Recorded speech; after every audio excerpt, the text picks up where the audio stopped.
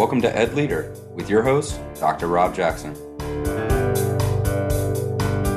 Join Dr. Jackson for conversations and reflections on improving educational leadership from the classroom to the boardroom and beyond.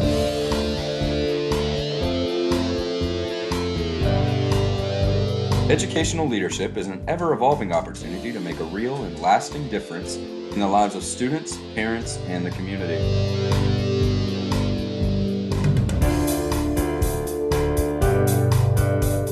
And now, here's your host, Dr. Rob Jackson.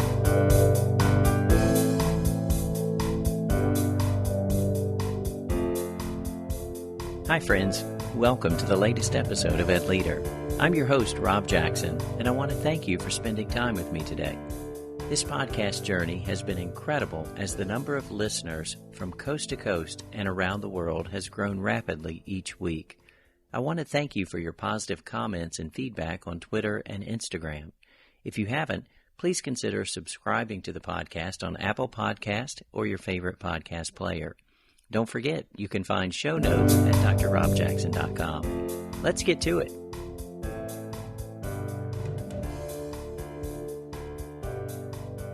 Our guest today has been involved in the work of education for 23 years. He describes himself foremost as a teacher. He was the valedictorian of his graduating class, became a teaching fellow, a principal fellow, and as a high school math teacher, was nationally board certified. He later moved into administration, serving at all three levels, elementary, middle, and high school, before becoming an assistant superintendent of curriculum instruction just a year ago. He serves in the Edenton-Chowan Schools system. Please allow me to introduce to you my colleague, my teammate, Dr. Michael Sasscer.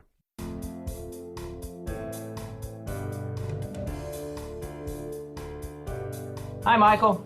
Hey, Rob. How you doing today? Very well. Well, Michael, thank you again for spending some time with me on a Sunday afternoon. I greatly appreciate it. You know, you're coming very quickly to the end of your first year as an assistant superintendent charged with the areas of curriculum and instruction. And I certainly remember our conversations a year ago or more than a year ago. And we talked about social emotional learning, and we talked about our district's journey, learning about ACEs and resilience. And your passion around those topics was one of the things that really drew me to you as an educational leader. And in those conversations, we could have never imagined what we would face as a school system, as educational leaders this school year. As you think back to those conversations, a lot of that work was really preparing us for this time, wasn't it? Rob, thank you so much for that reminder. We are charged every day to think about the whole child and how we can best bridge these rich learning experiences with helping students best meet their emotional and their social needs. We are charged to protect students from toxic stress. And this time right now, this moment that we're in, this unprecedented challenge, certainly has an opportunity to be an adverse childhood experience. And so how we use the lessons that we've learned to date in this moment to care, to give our students an opportunity to express their emotions, to be comfortable with where they may be feeling, whether it's positive, joyful, or uncertain or sad that they've missed out on a graduation, building that self-awareness and helping our kids manage this time is so crucial to the larger educational landscape and what we're trying to do in the classroom day in and day out. And so that passion you heard at the very beginning is fueled further today to continue to push, recognizing that we are not shielded from stress. It comes up in our life. It presents itself in different ways, shapes, and forms. It happens to be COVID-19 now.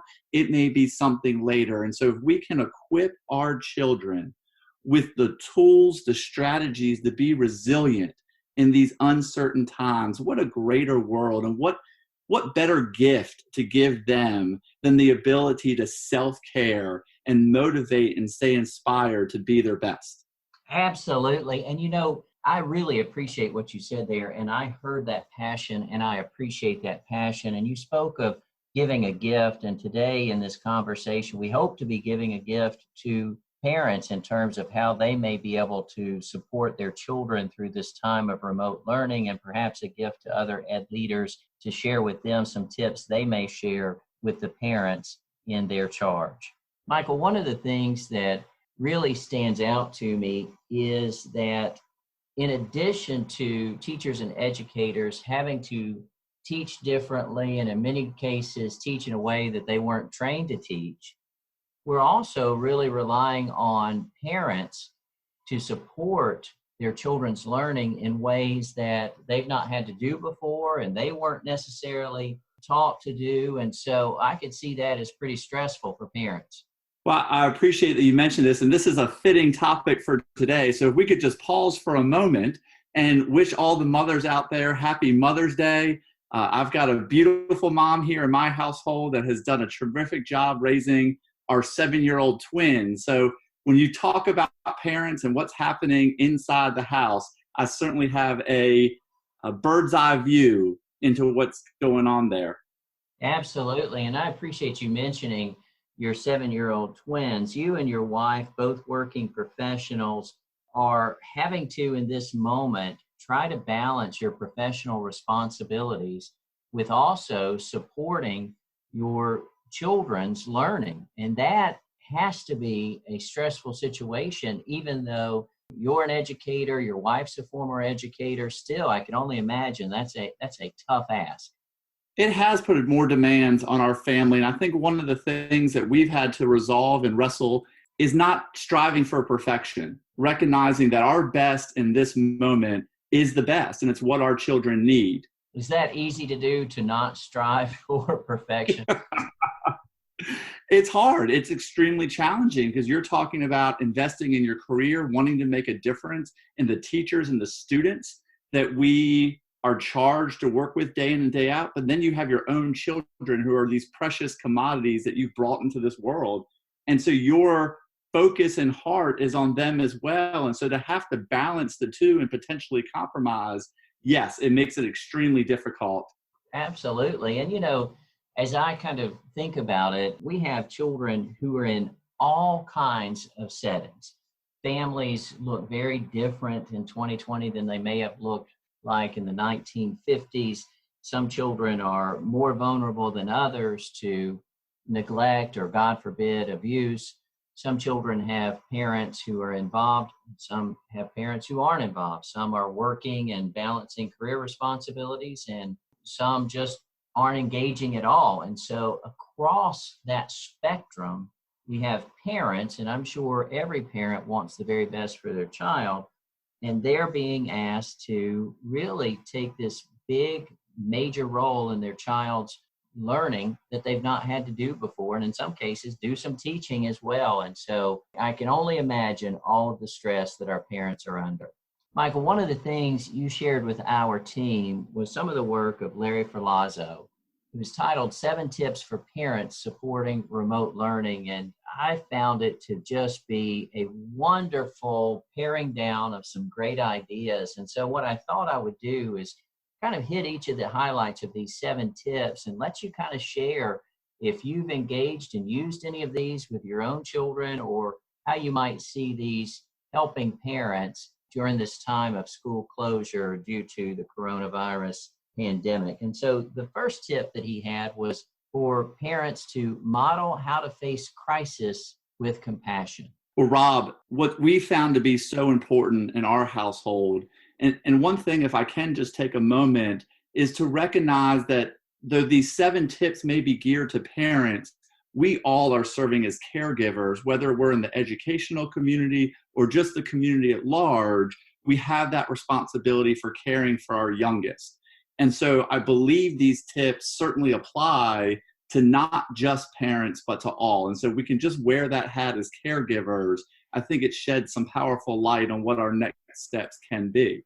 For Amy and I in our household, it's acknowledging the crisis. And so through communication, and we have been very deliberate about communicating with our twins almost day in and day out. And some of that communication are about the silver linings and the positives about being able to spend more time together.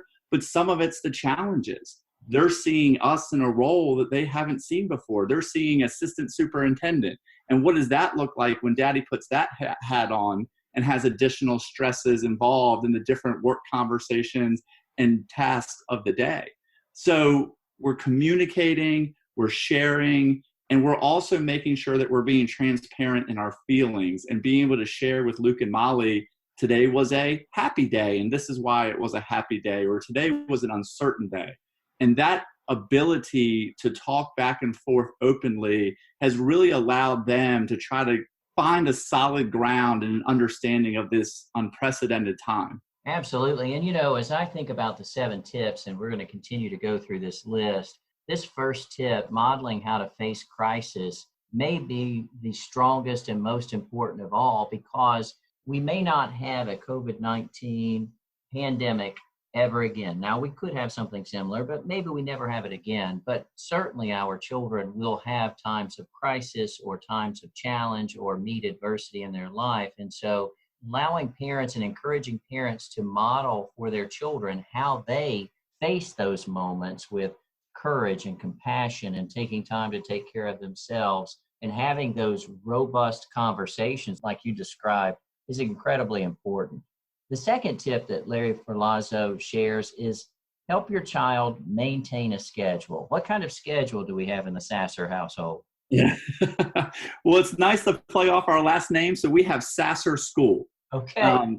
We give Luke and Molly, and again, this is just a little tidbit that connects to the classrooms and educator world, but giving Luke and Molly choice, allowing them, and we set some parameters based on what the teachers may provide as work assignments, but also things that we know Luke and Molly like to engage in. And so we have little sticky notes and they have a clipboard and they can arrange their day however they best see fit. And we've found that really, at first we tried to prescribe a schedule on top of their day. At 9 o'clock, you're doing X, and 10 o'clock, this is where you're transitioning to. And that seemed to be an uphill battle. But as soon as we gave them that choice, they engaged, they had more buy-in to what they wanted their day to be. And that's been really a difference maker in our household. Absolutely. Anytime we can avoid getting into arguments with our children over little things like what time we're going to do reading, etc., I think that's a win for any parent. Previous episode, I had the opportunity to talk to the school counselor, Katie Milligan, who you know well. And one of the things she talked about with her young child was actually having the schedule written out and cards made that could identify, and then having that on the refrigerator or on the wall. And so it became a place that the child could refer back to in terms of the upcoming schedule. And so marrying that with what you're sharing and letting the child kind of choose the schedule, but then having that in a place where they can look and see, oh, next we're going to go outside and play, or next I'm going to work on math, I think certainly is helpful. The third tip is dedicating a space in your home for schoolwork. What have you done around that? This is an area that I believe strongly in, and just like the classroom where you encourage students to study in a space that's familiar to where they may be taking an assessment or having to complete a project, we've created desks for Luke and Molly, giving them a designed area that's specific where they're engaging in their schoolwork.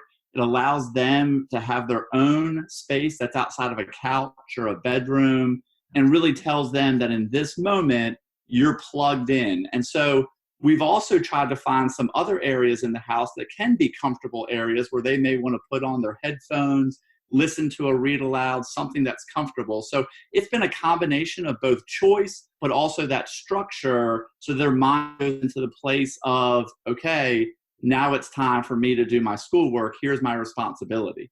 I really appreciate what you said there. There's so much to unpack. One of those, of course, being that place where when I come to this place, I'm doing schoolwork. And I appreciate that Luke and Molly have these desks to work from. That's outstanding. In some of our homes, there may not be that opportunity for a desk to work from, but the kitchen table works just as well if we've really identified that when you come to the kitchen table during the day or at the time we're doing schoolwork, we're going to do schoolwork, as opposed to being in the bedroom or laying on the bed or laying on the couch where we also do other things, it really helps the student re-engage to this is schoolwork time and I want to attend to my learning. The next tip is really important and is something that absolutely is universal across the school year, regardless of whether we're remote learning or the children are just learning. That fourth tip is ask your children what they're learning. How are you working that into your day? This was a powerful reminder of what it means to be a teacher and work with those aha moments inside the classroom. Seeing my own children, when they picked up something new or they were challenged to perform a task, they instantly wanted to run to me and say, "Daddy, Daddy, look what I just did." And it reminded me that learning is a social experience, and we have to be able to provide opportunities for our students to share. And so any space that we can create inside the home where it can just talk openly about today I did and what meant most to me in my day was, and I was so excited for. But we recognize that in the absence of our peers, with our children not having kids to be able to collaborate, we still need to offer those opportunities for that communication because it is such a social experience. That's a powerful statement. Learning is a social experience, and the power of going to school and being with peers and being with your teacher physically present as you're learning adds to the learning, because often, I think you'll agree, that our children will wind up teaching what they're learning. And of course, that's the most powerful form of learning, when I'm teaching someone else. And so when they're working in small groups with their peers, or they're at a small group one-on-one with their teacher and they're talking back and teaching the person they're talking to about what they just learned, that really cements the learning. And so in that conversation with parents, when they can share, what did I just learn, it becomes very powerful.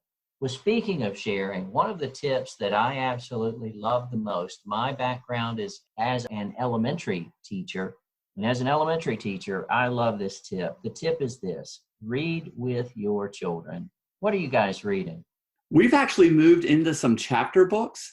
That was a little bit of a stretch, but it allowed us to engage as a family and get lost in a world over a period of days. Sometimes if it was a short read, it worked in the moment, but we've actually found ourselves getting more excited to find that read together time because of the chapter books, because we've been left with a cliffhanger and we want to be able to pick right up and see where the character is going to move or what's going to happen next. So we've really engaged in chapter books, and that's been wonderful for our family. Absolutely. I certainly recall with great fondness the time that I spent reading with my children, who are now grown at this point, and the excitement that I had with my classroom as an elementary teacher when we got to read aloud time. And they were really asking well ahead of time to do our read aloud if we could read early, and would get upset when it was time to finish because we needed to move to our next curriculum area because they were enjoying the book so much. It's a powerful experience, and one that I love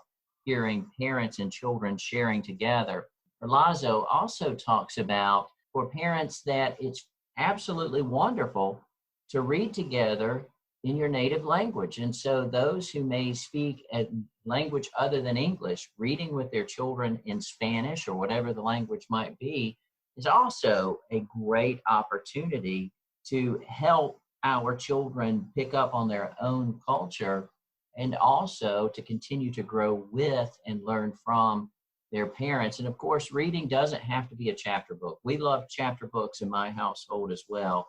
It can simply be the demonstration of the importance of reading for adults. So it could be reading the news online, or reading a magazine, or any sort of reading that can be done together. But I do love the idea of chapter books, because I do think it hooks our children into wanting that shared experience. And it's not just the book itself, it's also the opportunity to engage in that with their parents or their loved ones.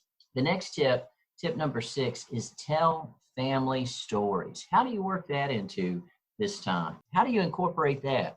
I think one of the silver linings of this time is time. We have more time to spend together. Our kids are curious as to who we are or why we approach the world the way we do. Why is work the way it is, or why have we run our households? We've really seen Luke and Molly be more excited about engaging in their curiosity with our own family, Right. wanting to know about their family tree, their grandparents, their great-grandparents. In fact, what I've noticed in our family is we've gone back to being pen pals, and they write their grandmother's letters and they'll write their great-grandmother. And it was such a neat experience this week.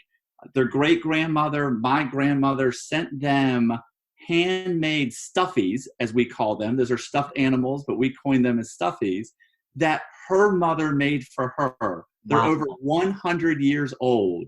And she sent them thinking that Luke and Molly would enjoy them in that time. And that just opened up a whole conversation, which was wonderful to have with our kids that we may not have had this time not happened. Absolutely. And there's so much power for each of us to have some connection to our past, whatever that looks like for us individually, and taking advantage of the time, as you shared, to do that is really, really powerful. Well, Michael, the final tip that he shares, and one that I know that you're going to love and do love, is tip number 7. Write about what you're going through. How are you guys doing that? I have to give a shout out to my mother-in-law. So she challenged us because she wants our kids to stay engaged in writing. And so she talked about the kids each and every day writing about their happy thoughts. And so we FaceTime with grandma, and she leads them through almost like a graphic organizer, and they tell or they write about what today has made them happy. And then we learned through the video apps that our children can read that story to their teacher, and we upload and send it through Seesaw to the teacher. It really has brought joy to me to hear what our kids are thinking about day in and day out, and for them to learn how to express themselves. I think that's so powerful in our learning journey, and that it's wrapped in a positive moment in a time that has presented a lot of challenges and does have stress. But our kids are looking for those silver linings and articulating about how this makes them feel and why this is so important to them. Absolutely. Taking the time, and kudos to your mother-in-law, taking the time to have the kids write about what they're experiencing, what they are doing, what they are feeling, what they are challenged by, how they feel about that. It's just absolutely powerful. Not only do you get the opportunity to increase their writing ability and to their communication skills, but also to really help them continue to learn the skill of reflecting. And we know how important that is to all learners. So the other thing that we do as a family is we've created a joy journal. And on top of those happy thoughts, our kids each day record what is one joy that they want to sit there and end the day with. And we collect these over the course of a week. We review them after the week, and we just get an opportunity to celebrate where we've been and where we're going. And if I could put a little plug, because you know me, Rob, I've always got to sit there and push us to better our best. And we're currently in our district working on incorporating social emotional learning. These 2 tips for families really speak to 2 of our social emotional learning competencies, and that's self-awareness and self-management. Anything we can do to help our kids gain more awareness about how they're feeling in the moment. I know we're talking about happy thoughts and joy journals. There may be depressing thoughts or anxious thoughts or uncertain thoughts. The ability to gain awareness of that and just provide a space in the home where our kids can feel supported, where they can begin to manage through those feelings, are just as important as for parents, caregivers, teachers in the classroom. So I've got to put that little plug in there as well. Absolutely. I love this concept of joy journals. What a great idea for every single one of us. Sometimes we get so bogged down with all the negativity in the world. Writing down our own joy and then being able to go back and read and reflect on it really reminds us of all the blessings in our life. I love that.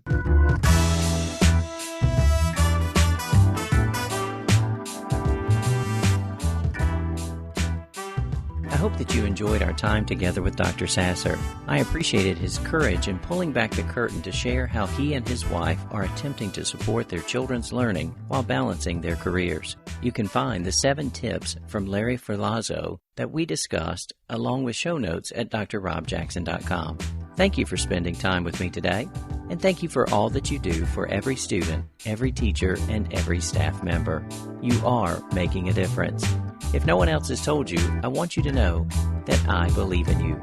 Good day. Thank you for listening to the EdLeader podcast.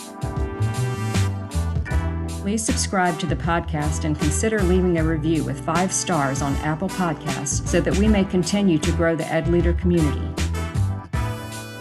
We hope that you have enjoyed your time with Dr. Jackson. Until next time.